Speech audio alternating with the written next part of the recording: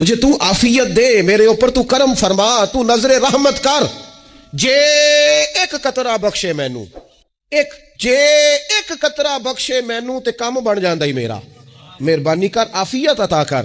فرماتے پھر خدا نے کرم کیا، کہاں سے اسباب بنے میرے جیل سے چھوٹنے کے، کون کون میرے ضمانتی بنے اللہ ہی جانتا ہے۔ فرماتے ہیں دروازے بھی کھل گئے، رزق بھی ملتا ہے، صحت بھی میسر ہے، سجدہ بھی کر لیتا ہوں، سویرے تلاوت بھی کرتا ہوں، شام کو مدینے والے کی بارگاہ میں رج کے درود و سلام بھی عرض کرتا ہوں، میں ممکن ہوتا ہے تو کسی غریب کی داد رسی بھی کرتا ہوں۔ اب سمجھ آئی ہے، ربنا آتنا فی الدنیا حسنۃ وفی الآخرۃ حسنۃ وقنا عذاب النار۔ اب سمجھ آئی ہے رب سے جب بھی مانگنا ہے عافیت ہی مانگنی ہے۔ حضرت عباس بن عبد المطلب رضی اللہ تعالیٰ عنہ نبی پاک علیہ السلام کے پیارے چچا جان ہیں، عرض گزار ہیں، یا رسول اللہ صلی اللہ علیہ وسلم مجھے بتائیے میں اپنے رب سے مانگوں تو کیا مانگوں؟ تو حضور نے فرمایا رب سے عافیت مانگو۔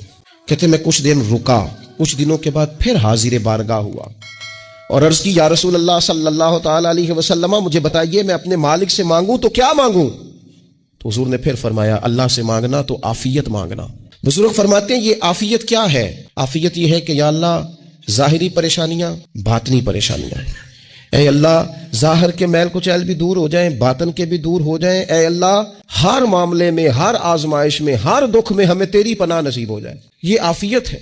اور صوفیاء کرام فرماتے ہیں عافیت سے بڑی نعمت کوئی نہیں اگر کسی کو میسر آئے تو، عافیت سے بڑا حسن کوئی نہیں اگر کسی شخص کو یہ نصیب ہو جائے۔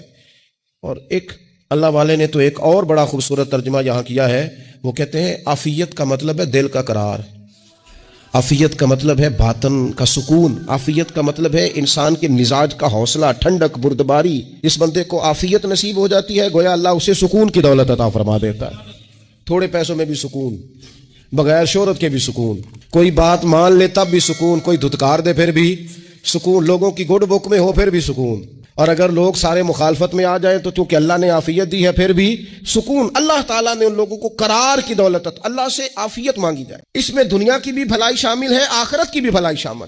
نبی اکرم صلی اللہ تعالیٰ علیہ وسلم توجہ دلاتے کہ اللہ سے تم عافیت مانگو، ہمارا نہ جی، کیونکہ سب سے بڑا مسئلہ روحانی تربیت کا ہے۔ ہمارے ہاں باتیں ڈھیر سارے لوگوں کو آتی ہیں اور بہت زیادہ آتی ہیں، منصوبہ بندی کرنا، پلاننگ کرنا، اپنے معاملات کو خود سے کیسے لے کے چلنا ہے، کیسے ٹھیک کرنا ہے، اپنے حق میں دنیا کو کس طرح قائل کرنا ہے، یہ ڈھیر سارے لوگوں کو آتا ہے، اور اپنے حق میں دلائل کس طرح قائم کرنے ہیں، اس میں بہت سارے لوگ خود کفیل ہوتے ہیں، انہیں کسی سے مشاورت کی بھی ضرورت نہیں ہوتی۔ لیکن اللہ کی بارگاہ سے اپنا رشتہ کیسے جوڑنا ہے، مالک سے کرم کا سوالی کس طرح کر کے ہونا ہے، اللہ سے عافیت کا سوال کیسے کرنا ہے، یہ چونکہ روحانی تربیت میں ہمارا مزاج نہیں ہوتا لہذا ہم اس طرف جاتے نہیں، ہم وہ اپنی مرضی کی چیزیں، یعنی وظیفہ پوچھ کے گئے ایک صاحب، کچھ عرصے کے بعد آئے ہیں تو آ کے کہتے ہیں مولانا صاحب، پیر صاحب یا قاری صاحب یا فلاں صاحب، کسی سے بھی پوچھ کے گئے کس چیز کو نیک آدمی جانا، پھر لوٹ کر آ کے کہتے ہیں کہ آپ نے وظیفہ بتایا تھا پر کام کوئی نہیں ہوا۔ تو میں تو صاف کہتا ہوں اور کھلے دل سے کہتا ہوں کہ بھائی وظیفہ آپ کو بتایا تھا کہ اللہ کی رحمت متوجہ ہوگی، خدا کی رحمت کو آواز دینے کے لیے وظیفہ دیا تھا، کوئی بھی وظیفہ رب کو مجبور تو نہیں نہ کر سکتا معاذ۔ اور وظائف کس لیے پڑھے جاتے ہیں کہ جلدی سے معاملات ٹھیک ہو جائیں، میرے حق میں چیزیں بہتر ہو جائیں، تو اللہ کی رضا کے لیے پڑھے جاتے ہیں۔ تو وظائف کو، عبادات کو، نوافل کو، تلاوت کو، درود پاک کو تو رضا الہی کا ذریعہ بنانا چاہیے، لیکن ہم چونکہ ایک پورا الجھاؤ رکھتے ہیں اپنی دنیا داری کے معاملات سیدھے کرنے، ایک پورا خیر رکھتے ہیں، وہ لوگ ملتے رہتے ہیں مختلف بزرگوں کی نسبت کے تعلق سے، تو بعض جگہوں پہ بعض لوگ بڑے تیز ہوتے ہیں، یعنی ان سے آپ کی ملاقات ہوتی ہے تو بندے کو محسوس ہوتا ہے کہ یار اسے تو پہلے ساری باتوں کو پتہ ہے، اور کئی دفعہ ان سے ملنے کے بعد احساس ہوتا ہے کہ یار اس سے تو تھوڑا سیکھ ہی لیتے تو بہتر تھا، یہ تو بات بڑی آگے نکل گئی، سارا پتہ ہوتا ہے، باشعور ہوتے ہیں، لیکن ڈر آتا ہے اللہ سے۔ اتنا باشعور آدمی، سمجھدار، پنچایت، پریا، لوگ، دین، دنیا سارا پتہ ہے، نماز کا ٹائم آ گیا تو وہ چھپتا پھرتا ہے، اس کی طبیعت پر بوجھ بن رہا ہے معاذ اللہ اللہ کے حضور حاضر ہونا، اسے خیر کا کام کرنا پڑ رہا ہے تو وہ ادھر ادھر نکلتا جا رہا ہے۔ تو سوال یہ ہے کہ پھر یہ شعور کا کیا مطلب رکھا ہوا ہے ہم نے؟ پھر اللہ سے دعا کرنے کی ضرورت نہیں۔ حضرت عارف رومی رحمۃ اللہ تعالی علیہ فرمایا کرتے تھے بعض لوگوں کو رب سارا کچھ دیتا ہے، سجدے کی توفیق نہیں دیتا۔ اس کا مطلب یہ ہے کہ وہ کہتا ہے یہ سارا کچھ لے اور نکل جا، میرے گھر نہ آنا، رکھ سارا کچھ پاس. رب سے عافیت مانگی جائے, اس سے اس کا فضل مانگا جائے, اس سے اس کا کرم مانگا جائے. اللہ کے پیارے رسول صلی اللہ تعالی علیہ وآلہ وسلم اس عافیت مانگنے پر زور دیتے, توجہ دیتے. میں آپ کو صحیح بتاتا ہوں, رب نے اگر کسی بندے کو عافیت میں رکھا ہو نا, تو حالات کیسے بھی برے چل رہے ہوں اس کا بگاڑ کچھ نہیں سکتے. اور اللہ تعالیٰ معاف کرے 100 دفعہ خاکم بدہن, اگر کسی وقت اس کے کرم کی نگاہ پھر جائے تو پھر سارے اسباب سمیت بھی انسان اپنے پیروں پہ کھڑا نہیں رہ سکتا. اس سے جب تک طلب کرم نہیں ہوتا, طلب عافیت نہیں ہوتی, اس کی بارگاہ سے جب تک بندہ مومن پورا رجوع نہیں کرتا, یہ عافیت اتنی اعلیٰ چیز ہے کہ نبی پاک علیہ السلام نے فرمایا اذان اور اقامت کے درمیان جو وقت ہوتا ہے اس میں دعائیں رد نہیں ہوتی.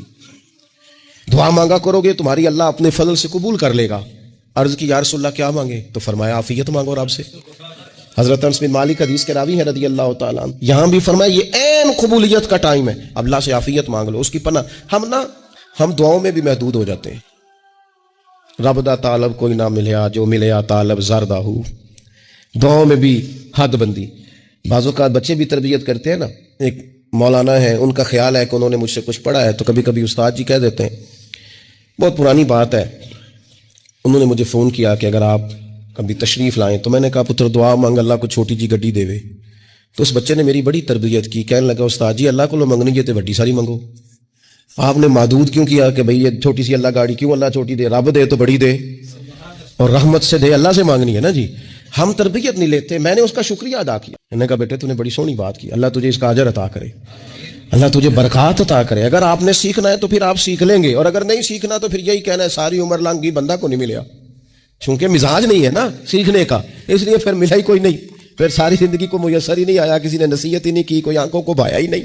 خود ہی بڑے سیانے تھے, خود ہی بہت بڑے تھے, اپنا قد ہی بڑا اونچا تھا, سب ٹھگنے چھوٹے اور کمزور اور بوڑے نظر آئے. نبی پاک علیہ الصلوۃ والسلام نے ایک شخص سے پوچھا کیا دعا مانگ رہے ہو؟ تو اس نے کہا یا رسول اللہ میں اللہ کی بارگاہ میں صبر کا سوال کر رہا ہوں. تو حضور فرمانے لگے صبر تو مصیبت پر ہوتا ہے. یا رسول اللہ پھر کیا مانگو؟ آپ ان جملوں اور لفظوں کی گہرائی کو سمجھیں. صبر کے لیے تو پہلے مصیبت آئے گی, پھر صبر آئے گا. تو یا رسول اللہ کیا مانگوں؟ فرمایا تو رب سے عافیت مانگ. مانا کیا ہے؟ مصیبت آئے کیوں؟ اللہ تجھے اپنی حفاظت کے حصار میں لے لے. وہ وقت ہی کیوں آئے کہ جب تیری طبیعت الجھ جائے, جب تو پریشان ہو جائے, جب تو تو اللہ سے عافیت مانگنا. جب تو عافیت مانگے گا تو اگر کبھی مشکل آئے گی بھی نا, تو خدا پھر اپنے فضل سے مشکل سے نکلنے میں رستہ بھی بڑی جلدی عطا فرمائے گا اور تیرے اوپر فضل فرمائے گا. اگر عافیت, یہ جو ہم نبی پاک کی امت ہے نا, تو یہ ہمارے گرد اللہ کے فضل اور اس کی رحمت کا حصار ہے. یہ حصار ہے ہمارے گرد. وہ درویش نے کہا تھا نا کہ کروں شکر کتنا اور کروں فخر کتنا کہ تیرے کرم نے مجھے فائز المرام کیا. دیکھو بنا کے سید عالم کا امتی مجھ کو گناہ سے پہلے ہی بخشش کا انتظام کیا. ابھی میں نے غلطی کی نہیں, لیکن مجھے حضور کا غلام بنا دیا, بخشش کا بندوبست پہلے ہو گیا.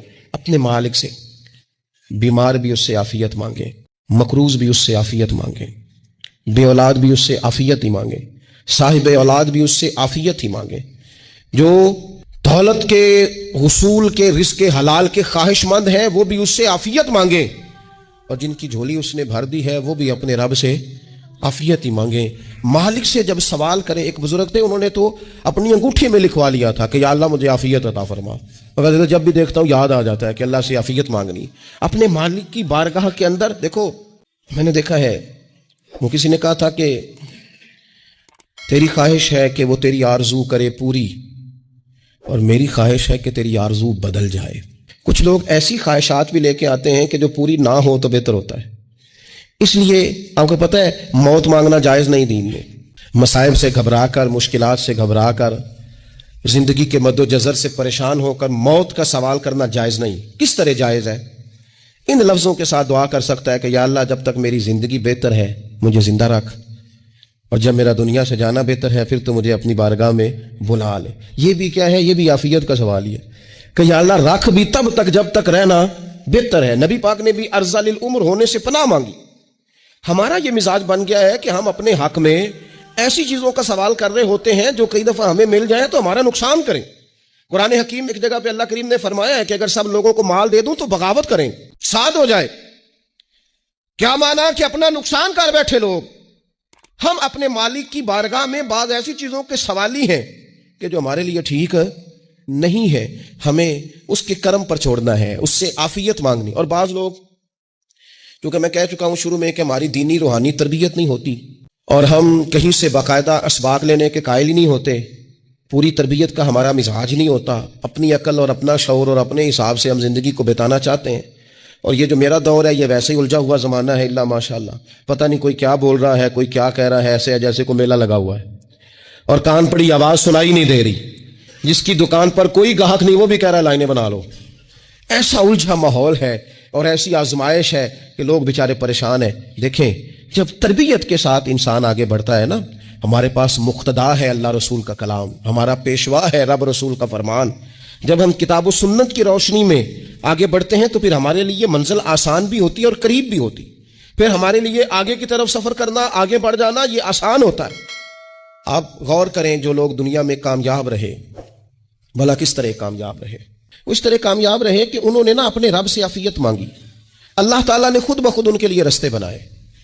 آپ تاریخ پڑھیں گے بعض لوگوں کی تو لگ نہیں رہا تھا کہ وہ اتنی کامیابی حاصل کریں گے۔ دیکھ لیں آپ، حضرت غوث اعظم جیلانی رضی اللہ تعالیٰ عنہ بغداد شریف تشریف لاتے ہیں تو ان کی کیفیت یہ ہے کہ پتے کھا کے گزارا کرنا پڑتا ہے، یعنی پیچھے کوئی ایسا بیک گراؤنڈ کسی کا بنایا ہوا ادارہ، کوئی بڑی خانقاہ، کوئی بڑے لمبے چوڑے والد صاحب کے مریدین، کوئی بڑا لمبا سلسلہ نہیں مل رہا، ان کو بظاہر پتے کھا کے گزارا کرنا پڑتا ہے، لیکن چونکہ وہ نکلے ہیں اللہ کی مدد کے ساتھ، انہیں اللہ نے تائید دی ہے، فضل فرمایا ہے، تو نتیجہ یہ نکلا ہے کہ 70 ہزار بندہ ایک ایک وقت میں تربیت لینے کے لیے ان کے سامنے موجود ہے۔ یہ اللہ نے اسباب بنائے ہیں، کیونکہ جب رب عافیت عطا کرتا ہے تو پھر اللہ اسباب بھی پیدا فرماتا ہے۔ ہمارا ذہن تو تھک جاتا ہے سیاست کرتے کرتے، ہم تو جناب پوری ترتیب سے ہمیں سلیقہ آتا ہے کس طرح کر کے کس بندے کو کیسے قائل کرنا، پورے طور پر ہم وہ ساری زندگی سیاست کرتے رہتے ہیں، وہ خاندانوں میں بھی چلتی ہے، گلی محلے میں بھی چلتی ہے، دوستوں میں بھی چلتی ہے، اور بعد میں پتہ چلتا ہے کہ یہ پتے کھیل کون رہا تھا، اصل میں صلح کرانے والا تھا کہ لڑائی کرانے والا تھا، یہ سب کا خیر خواہ تھا، یہ سب کی ذہن کے اندر فطور کی آمیزش ہی اس شخص کی وجہ سے تھی۔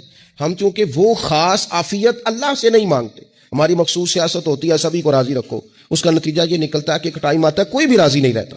ہم اگر اپنے مالک کی طرف رجحان کریں اور اللہ نے جو ہمیں شعور دیا ہے اس شعور کو لے کر اللہ کی بارگاہ کی طرف بڑھیں، آپ یقین کریں اعلیٰ حضرت بریلوی رحمۃ اللہ علیہ کی کتابیں ہیں، ایک ایک کتاب پر PhD ہو رہی ہے، اور انہوں